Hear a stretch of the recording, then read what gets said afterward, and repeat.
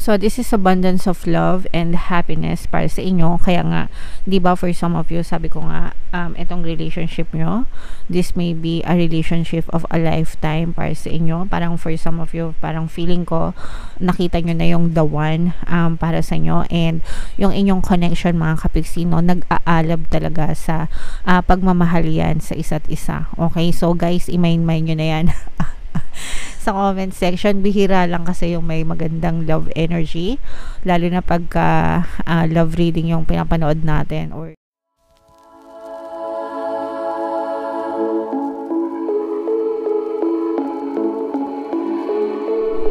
hello guys, hello Aquarius, welcome back to Pinoy Pixie Tarot. Ang pamagat ng episode natin for tonight is silip sa Feb-ibig. So ito yung ating Feb-ibig kapalaran para ngayong February. Happy Valentine's mga kapixie. Para sa Aquarius, Sun, Moon, Rising, Sign, and Venus. General reading lang guys, pwede mag-resonate, pwedeng hindi, combination ng positive and negative energy mga kapixie. Pwede ma-pick up yung energy nyo, pwede ma-pick up yung energy ng person nyo. Roles can be reversed guys, if in case hindi kayo naka-resonate dito. Subukan yung panoorin yung video para dun sa zodiac sign ng person nyo kasi baka nandun yung energy nyo mga kapixie. So, unahin natin tong spread na to guys. Tingnan natin yung mga influences sa love life nyo. Energy sa love life nyo, mga naka-influence sa love life nyo, mga kapixie. So, meron tayong true love, meron tayong work, meron tayong courting man, mature woman, twin flame. Okay, so sobrang ganda ng connection na to mga kapixie kasi unang-una meron na tayong true love, meron pa tayong twin flame energy. So mainit yung hatak nyo sa isa't isa, mainit yung pagmamahal nyo, mainit yung attraction nyo sa isa't isa mga kapixie nitong person na to. Guys, very attractive kayo.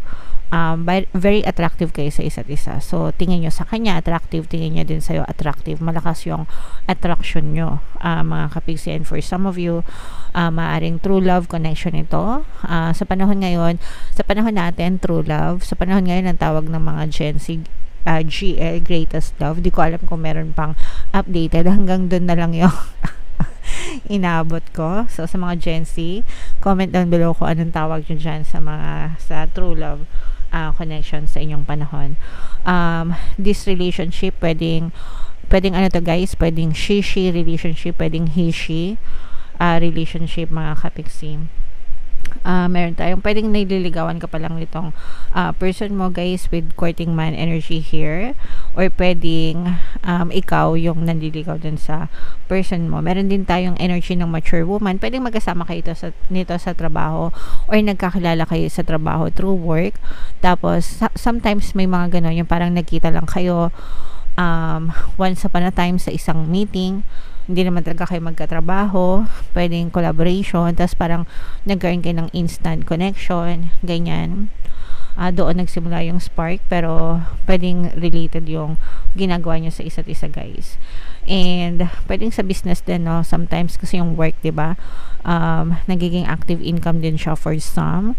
So, maaring dahil sa negosyo din mga kapixie. And for some of you, maaring sinusuyo-suyo ka nitong person na to, or ikaw yung nanunuyo dun sa person mo, and mature mag-isip, no? Parang, I'm sensing na itong mature na to is parang both kayo. Nandun na kayo sa mature, pwedeng mature yung age nyo, or mature kayong mag-isip, or mature kayong magdala ng relationship mga kapixie. Pero I'm sensing na parehas kayo mature nitong person na to guys. Okay, so comment down below mga kapixie if feeling nyo naka-resonate kayo dyan sa mga influences na yan sa inyong love life. Tingnan natin yung love energies nyo guys, yung ganap sa pag-ibig nyo ngayong February. Shuffle ko to guys, hanapin ko yung energy ng love at saka yung energy ng Aquarius. Habang sinashuffle ko to, panoorin nyo muna itong video natin regarding sa ating paano mag-manifest ng abundance video course. Kapixie, sawa ka na ba sa mga struggles at hirap sa buhay mo? Masipag ka ba at masikap sa buhay ngunit hindi ka pa rin umaasenso? Ilang beses ka na bang nag-attempt magnegosyo at mag-invest pero palagi ka pa rin nalulugi?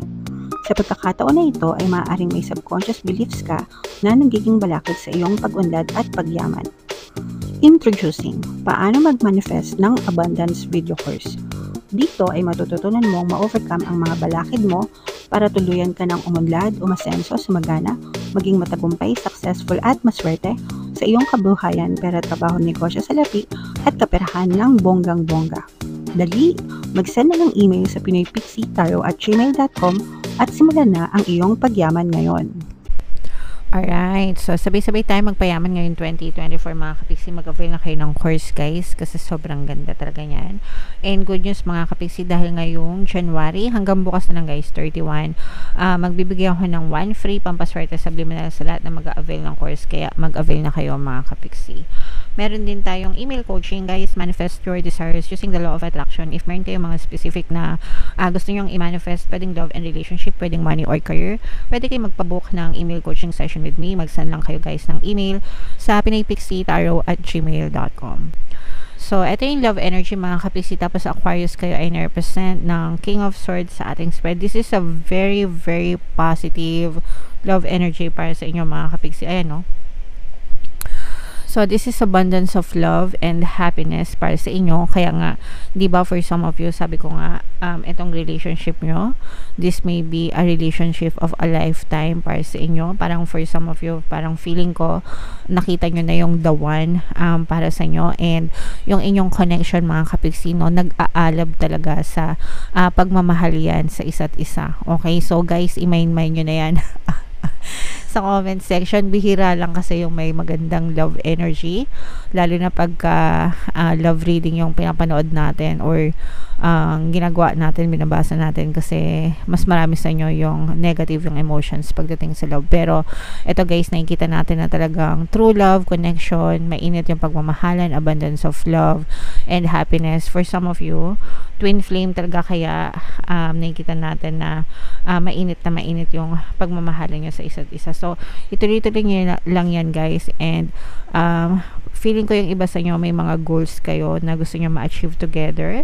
Mahilig kayong lumabas, maaari kayong mag-date mga kapiksi, given na yan dahil February, Valentine's, no? Baka yayain ka nitong person mo.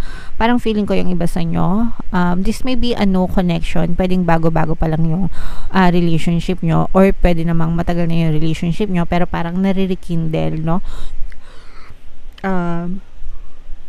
Excuse me, nare-rekindle, parang nagsisimula ulit kayo sa simula nitong person mo, parang pakilig ba, ganyan, or parang nanumbalik yung pagmamahalan nyo sa isa't isa. Kasi diba, syempre pagka in a relationship tayo, matagal na ganyan, hindi naman maiwasan na nagkakaroon ng mga problema, pag-aaway, pero nakikita natin na parang nag-reset, no, nag-restart yung relationship no, for some of you, and parang ngayon, mas valuable na sa inyo yung isa't isa, mas mahal nyo na yung, mas na-realize nyo kung gaano nyo kamahal yung isa't isa. Pero yung iba sa inyo guys, parang nakikita natin na binabalansin nyo din between work. Kasi yung iba sa inyo medyo workaholic. It's either ikaw yung workaholic or yung person mo, or parehas kayong workaholic. Baka parehas kayo nagtatrabaho and sometimes nawawalan kayo ng time sa isa't isa. So, yun yung nakikita natin na parang binabalanse nyo mga kapiksi para may trabaho at the same time meron din kayong oras at panahon sa isa't isa. Yung iba sa inyo, ayan o guys. At saka parang feeling ko guys, meron kayong common goal pagdating sa kaperahan, mga kapiksi. Parang meron kayong common goal. Yung iba sa inyo guys, parang feeling ko nabiktima na rin kayo ng panloloko before. So it's either ikaw or yung person mo, and parang yun yung naging reason kaya kung kaya kayo nagiging workaholic. Yung trust issue na to, yung mga betrayal issue, feeling ko this is more on betrayal issue pagdating sa pera, not pagdating sa relationship. And kaya yung iba sa inyo parang todo sikap sa buhay, ganyan. Yung isa sa inyo ng person mo, comment down below if naka-resonate kayo. Feeling ko yung isa sa inyo is parang naloko ng kanilang past partner, ex-partner, kung meron kayong mga ex-partner o yung person mo may ex-partner, ganyan, parang naloko sila. Pwedeng naloko emotionally or pwedeng financially, kasi parang naloko sila sa pera, ganyan, nauto ba or naloko, ganyan. And parang yun yung pinanggagalingan ng kanilang pagsisikap right now na parang ayaw nilang maulit yung mga ganong klaseng issue. Kaya parang work sila. Gusto nila makabawi, gusto din nila mabawi yung mga losses nila sa past, mga kapiksi. Pero ang maganda nito is right now, parang nagtutulungan kayo. And parang pinaparamdam mo din sa person mo na kung naloko siya before, ng kanyang past person, or pwedeng roles can be reversed. Sabi ko nga, pwedeng ikaw yung naloko, ganyan. Parang pinapakita nung isang partner na it's okay, tapos na yon, nandito na ako ngayon, hindi mo na yan mararanasan ngayon, I'll protect you, sasamahan kita habang buhay. Naks. Okay, so may mga ganong klaseng may mga ganong klaseng peg kayo sa relationship. Pero ang maganda nito guys is nagmamahalan na kayo, pangalawa, nagtutulungan pa kayo. Okay? So, i-mind nyo na yan, guys. Mind harmonious relationship, mind togetherness, true love, diba? Mind true love, mind twin flame, yan. Para talaga ma-experience nyo yung masagana, masayang relationship. Abundance of love, mind abundance of love, yan. Para maranasan nyo tong walang wagas na pagmamahalan with your partner or specific person. Okay? So, tingnan natin itong additional na mensahe natin sa inyo, guys. Meron din tayong mga relationship subliminals, mga kapiksi, mga pampabalisa, pampamiss, pampastay, pampaloyal, pampamahal, pang forever yung mga yan, guys. So, ayan, no? This situation involves marriage. Ito yung additional message para sa inyo. So, maaring kasal na kayo nitong person na to, or yung tinutukoy ko nga na parang naloko sa pera. Pwedeng past partner ito ng person nyo, or past partner mo na let's say for example, baka kasal sila sa una, ganyan. Tapos parang nagkaroon sila ng issue sa pera. Diba usually ganun pagkasal? May mga conjugal properties yan. Yun, so baka sa ganong klase sila nagkaroon ng mga issues before doon sa mga properties or doon sa kaperahan nila, ganyan. So baka nadenggoy sila, mga kapiksi ng kanilang past partner, or baka kayo yung ganong naka-experience. So comment down below, guys, if naka-resonate kayo dyan sa energy na yan. And yung sinasabi ko, guys, may mga tayo, no? Relationship subliminals, lahat yung libre, guys. Sobrang dami ng natulungan nun. Mga subliminals natin. Kaya if ever man na nagkakaroon kayo ng problema sa relasyon, pwede nyo pakinggan yun and comment down kapag may mga magandang kwento kayo na i-share, kasi yung mga kwento nyo, guys, yun din yung nagsisilbing inspiration sa iba pa nating mga kapiksi. Alright? So thank you all so much, guys. So yan ang iyong February monthly love reading.